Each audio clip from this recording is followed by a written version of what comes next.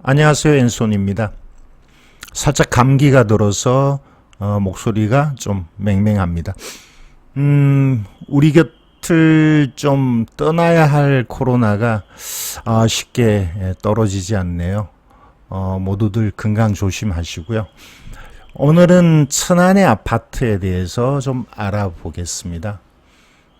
천안 쪽의 아파트 가격은 대체로 그래프를 한번 그려볼까요? 2015년을 정점으로 해서 가격이 이렇게 많이 하락했습니다. 지금은 통계적으로는 이렇게 뭐 보합 정도로 나타나는데, 물론 그 이전에는 또 이렇게 많이 올랐었고요. 대체적인 그래프가 이렇게 보여지는데, 이 가격의 상승과 하락은 공급하고 좀 밀접한 관련이 있는 걸로 보여집니다. 천안에 나름 또 호재가 있기는 했었죠. 뭐 삼성하고 관련된 뭐 공장의 증설 뭐 이런 것들이 있긴 했었는데, 어쨌든 가격의 하락 상승은 공급과 밀접한 관련이 있다는 것은 이제 이미 우리들이 알고 있는데, 현 시점 2020년 기준으로 보면 장내에 있어서 공급은 그렇게 많지 않습니다. 적은 편도 아닌 그냥 뭐 적정한 수준인데, 이제 대체적인 쪽으로 판단하자면 여태 가격의 하락이 너무 심했기 때문에 제자리를 다시 잡아가는 쪽이 되지 않을까, 이렇게 판단하고요. 또 한편으로는 대략 2019년 초부터 또는 2018년 말부터 불당동 위주 또는 신축 아파트 위주로 가격의 급등이 있었거든요.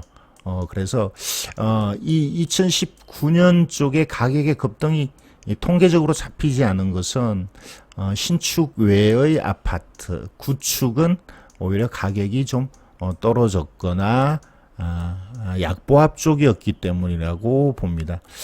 그러니까 신축이 많이 급등했기 때문에 앞으로는 구축도 신축을 좀 따라가려고 하는 갭 메우기 이런 쪽에 기대를 할 수 있을 것 같고, 또 아까 말씀드린 전반적인 공급의 적정선 또는 약간 부족한 이런 쪽으로 봐서 앞으로는 구축의 가격의 상승 또는 회복을 기대할 수 있겠다라고 생각합니다. 그러면서 한편 이 천안 쪽에도 재개발, 재건축 이런 쪽이 또 바람이 불고 있거든요. 그렇다면 천안의 전반적인 아파트 가격은 상승할 가능성이 크다. 이미 좀 상승했지만 상승을 안 한 구축 쪽은 좀 더 상승하지 않을까, 이런 전망을 할 수 있을 것 같습니다. 자, 그런 쪽으로 기본적인 생각을 갖고 천안의 아파트 경매 나온 거를 검색해 보겠습니다. 현재 진행 중인 사건이 좀 많습니다. 천안 쪽에 아파트가 많은데, 이걸 조금 더 세분화해서 천안 동남구와 서북구 그리고 아산시 쪽을 그 중에 괜찮아 보이는 물건들을 따로 모아봤습니다. 현재 진행 중인 아파트 충남. 자, 이렇게 해서 제가 일일이 체크를 해서 괜찮아 보이는 물건들을 모아놓은 겁니다. 전부 다 좋은 건 아니고요. 예를 들어서 여기 끝에 보이는 중앙 아파트 같은 경우는 저는 뭐 투자를 권하고 싶은 쪽은 아닙니다. 그러나 대부분 여기 나와 있는 아파트들은 나름 투자 수익이 있다라고 보는데요. 하나씩 하나 짚어볼까요? 두정동의 극동 아파트 청은 괜찮죠? 중소형 60평방이고요. 가격은 참 착해 보입니다. 아파트 단지를 한번 볼까요? 단지가 꽤 큰 편인데 경매에 나온 백사동은 남쪽 맨 아래쪽에 위치가 있네요. 주변을 좀 보겠습니다. 일반 주택가고 아파트들이 좀 있는 뭐 그렇게 특이한 쪽은 아닌데 천안에서 가장 지금 핫한 데는 불당동이 이 작년에 많이 핫했었고요.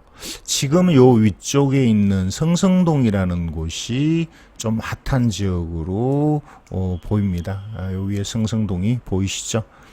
그래서 이 아래쪽에 있는 불당동, 성성동하고 그렇게 멀리 떨어져 있는 그런 위치는 아니죠. 그래서 이런 좀 급등하는 지역의 영향을 어느 정도 받을 수 있는 그런 지역으로 저는 판단을 합니다. 자, 계속 볼까요? 청은 괜찮고요. 단지 규모도 적은 편은 아닌데 좀 오래됐죠. 25년 정도 된 아파트. 말 그대로 구축 아파트입니다. 등기부상 권리는 문제 없고요. 주인이 살고 있는 이런 쪽인데 이 아파트의 가격을 흐름을 좀 볼까요? 앞에서 천안 지역 전체적으로 말씀드린 것처럼 2000년 2015년까지 꽤 많이 올랐었죠. 그러다가 떨어졌습니다. 이 아파트는 그렇게 많이 떨어진 걸로 보이지는 않네요. 어쨌든 하락하다가 최근에서 보합 또는 강보합을 보이는, 그리고 요때 맥시멈 한 1억 7천 정도를 했었는데 저는 다시 이게 회복한다면 1억 7천 정도까지는 어렵지 않게 회복이 될 거라고 전망을 합니다. 자, 그런 측면으로 봤을 때 이 아파트의 가격은 최근에 좀 상승한 게 있었고요. 앞으로도 조금 더 상승할 가능성이 있는데 전세가가 꽤 높습니다. 볼까요? 거래는 잘 되고 있는 편이죠. 대략 1억 4천 5천, 전세도 1억 4천, 월세는 대략 2천에 50 정도로 보면 되겠죠. 그래서 거래가 활발하다라는 게 좀 중요하고요. 현재 매물 나온 거를 보겠습니다. 59평방 가격 순으로 보면 대략 한 1억 6천 정도의 시세, 그렇게 보여지고요. 전세는 1억 5천 정도로 보면 되겠죠. 자, 그리고 월세는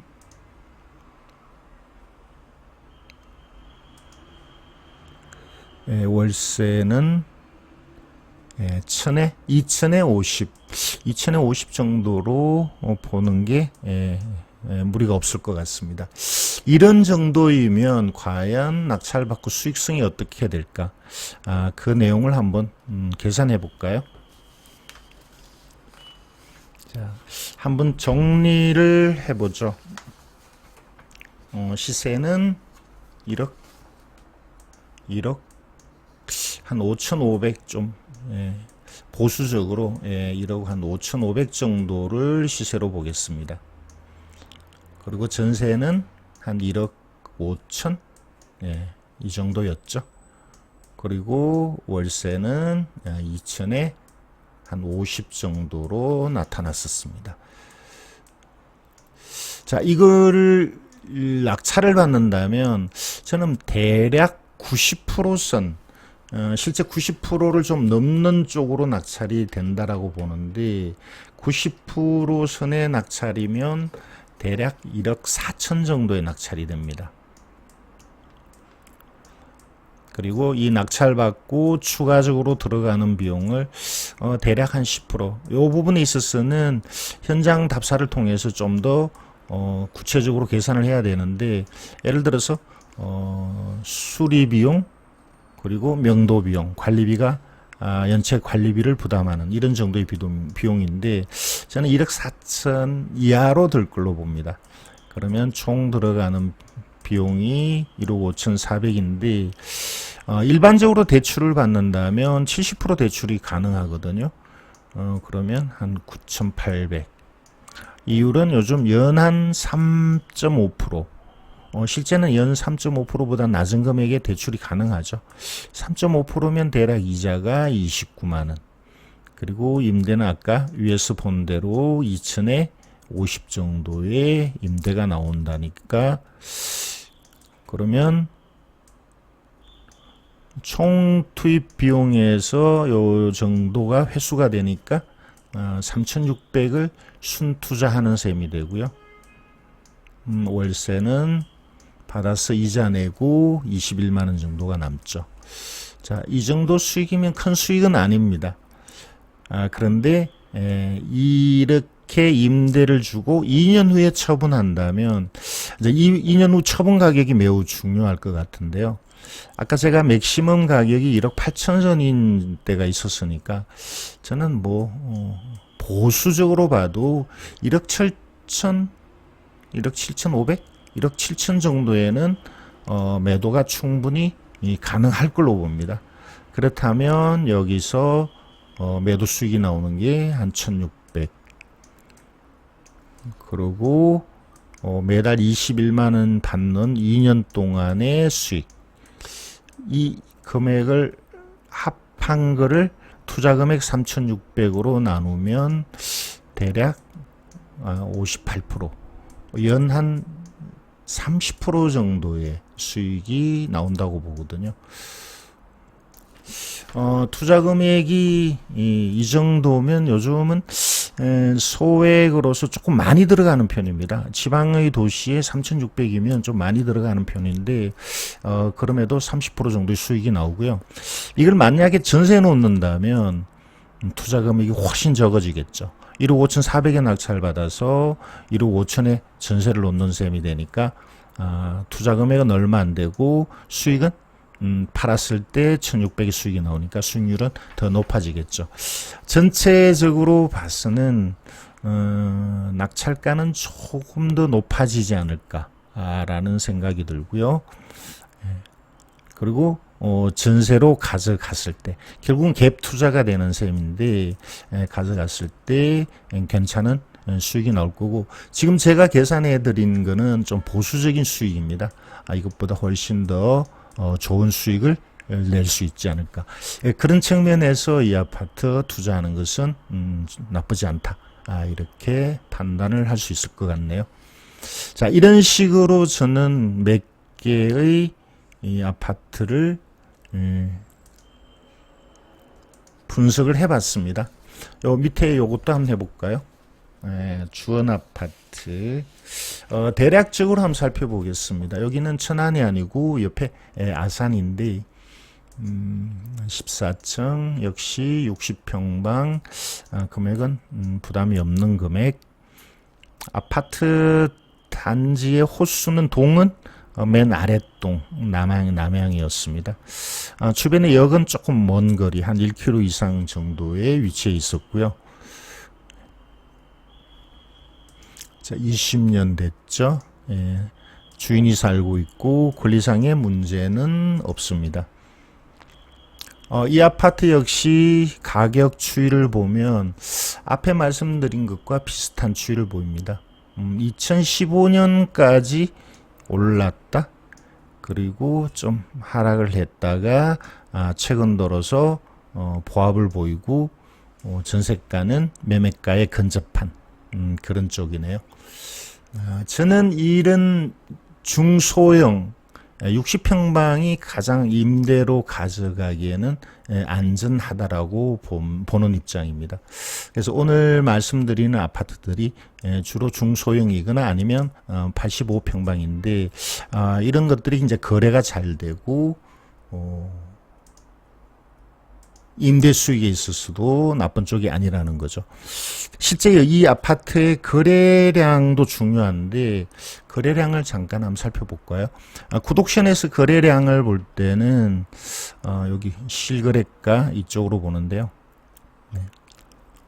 지금 경매에 나온 게 4년 동안 대략 200여 건 거래가 있었으니까 거래가 자주 있었던 셈이죠. 요걸 좀 연도별로 보는 게 좋습니다. 예를 들어서 저는 2016년도에 16년보다 17년으로 하겠습니다. 17년도에 몇 건이 거래가 있었나? 그리고 그 금액이 얼마였나? 이제 이런 쪽으로 체크를 합니다. 55건, 1억 2천 정도. 이렇게 매년 거래량과 거래 금액의 변화를 쭉 보는 거죠. 그리고 작년 2019년에는 어땠었나? 네. 여전히 거래는 잘 되는 편이고 가격은 좀 떨어졌죠. 전세가는 매매가하고 큰 차이가 나지 않습니다. 거의 90%. 전세가율이 높다. 그러면서 거래도 많다. 아산 쪽은 올해 들어서 약간 상승하고 있는 쪽이거든요. 한번 볼까요?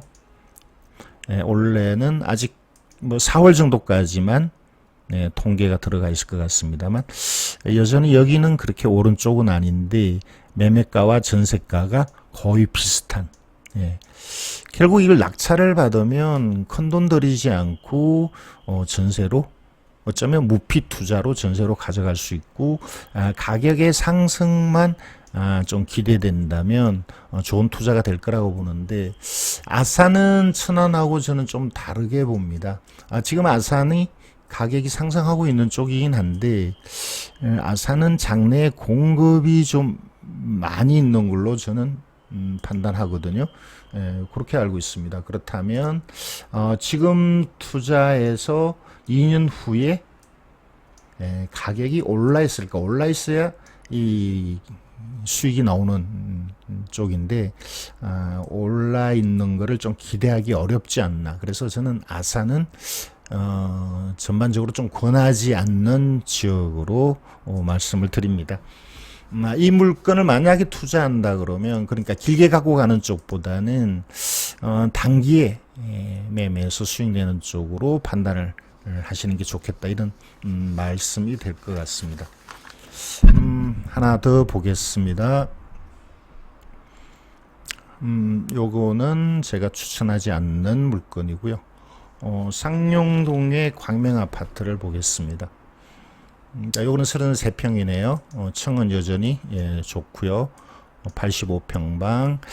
가격도 비싸지는 않습니다. 동은 요 앞에 초등학교가 있는 여기 요 동이었고요. 권리상의 문제는 오늘 말씀드리는 물건들이 다 특별한 문제가 없습니다. 주인이 살고 있고 등기부 문제가 없는. 그리고 가격의 추이는 천안이 대체적으로 지금 제가 보여드리는 게 다 구축이긴 한데 가격이 상승했다가 2015년 이후에 쭉 하락했고 했고 그리고 최근 들어서는 가격이 보합 내지는 약간의 상승으로 가고 있는 그리고 전세가율은 매우 높은 그런 아파트들입니다. 그래서 저는 이게 좀 더 회복 내지는 상승을 하고 그 가격이 맥시멈 가까이는 2년 동안에 갈 수 있다라고 보니까 전부 투자성이 있다라고 보는 거죠. 자, 이 물건도 좀 구체적으로 살펴보겠습니다. 85평방이었고요.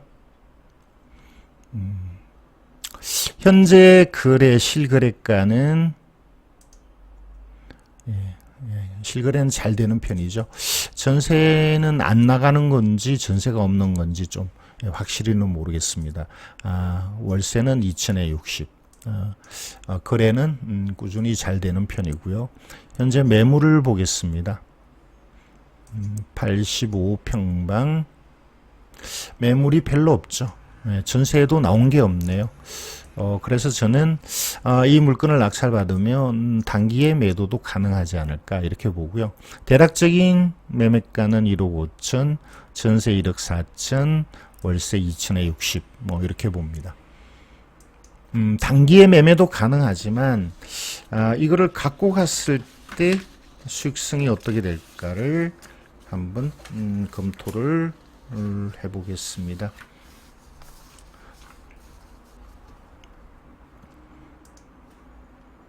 자, 이게 1090이 광명 아파트였죠. 지금까지 살펴본 걸 한번 적어볼까요? 시세는 대략 한 1억 4,500, 1억 5천도 가능한 걸로 봤었는데 좀 보수적으로 1억 4,500, 전세는 좀 역시 보수적으로 전세 나온 물건이 별로 없었습니다만 1억 3천, 월세는 2천에 55만원 정도가 가능하지 않을까 이렇게 보겠습니다. 시세의 대략 90%인 1억 3천에 낙찰을 받는다라고 가정을 하겠습니다. 그러면 추가적인 비용은 1,300. 그래서 총 투자되는 금액은 1억 4,300 이렇게 되겠죠. 여기서 대출을 70%를 받고요. 물론 전세 줄 때는 대출을 받지 않고 진행을 해야 되겠죠. 이자는 대략 27만원. 그리고 임대가 2천에 55만원. 이렇게 됐을 때 이 총 투자 금액 1억 4,300에서 여기 회수되는 금액이니까 실제 투자되는 금액은 한 3,200만원 선. 그리고 월세 받아서 이자를 내고 28만원 정도의 수익이 나오고요. 이 물건이 맥시멈 이전에는 1억 8,500까지 거래가 됐었는데 역시 저는 보수적으로 한 1억 7천 정도의 2년 후에 가격이 좀 더 회복돼서 팔 수 있다라고 가정을 했습니다. 여기서 매도 수익이 꽤 커 보이죠. 2,700만원 적지 않는 매도 수익, 그리고 매달 받는 임대 수익. 이렇게 하면 연 수익률이 한 50% 가까이 나옵니다. 무지 큰 수익률인데요.